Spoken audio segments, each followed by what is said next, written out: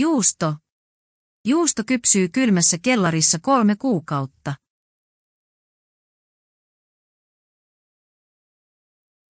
Sinihomejuusto. Sinihomejuusto tuoksuu voimakkaalta.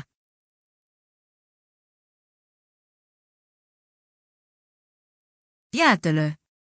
Jäätelö suli lautaselle ennen kuin ehdin syödä sen.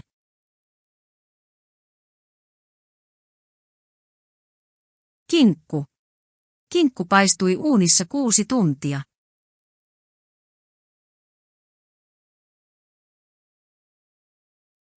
Sämpylä. Sämpylä rapisee, kun puraiset sitä.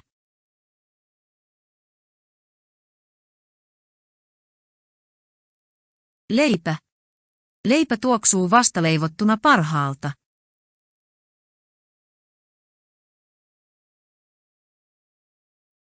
Lohifilee. Lohifilee tarjoillaan usein keitettyjen perunoiden kanssa. Savulohi. Savulohi tarjoillaan usein juhlapöydässä.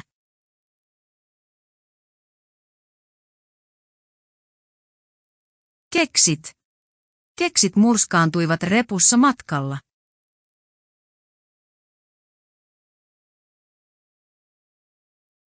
Suklaa.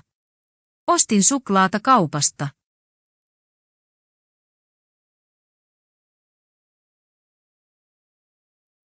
Suklaapatukka.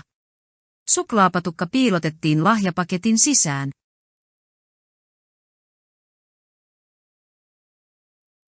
Näkkileipä.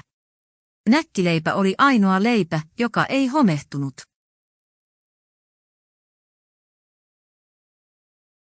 Paahtoleipä. Paahtoleipä hyppäsi ylös leivänpaahtimesta.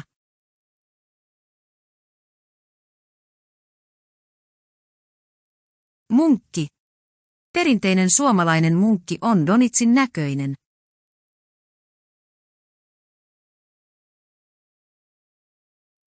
Voisarvi. Voisarvi täytettiin mansikkahillolla.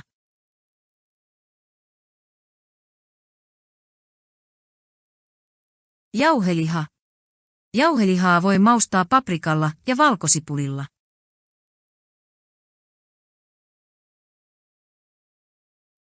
Makkara. Makkara räiskyy tulella.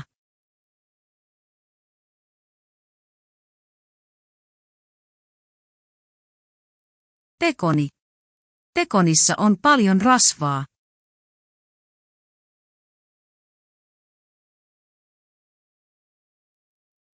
Nakki.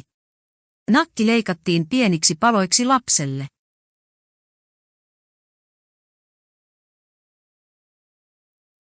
Jogurtti. Jogurtti kaadettiin vahingossa lattialle.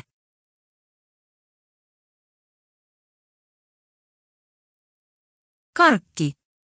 Karkki piilotettiin ylähyllylle lapsilta.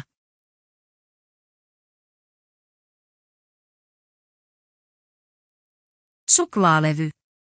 Suklaalevy pilkottiin tasan 8 lapselle.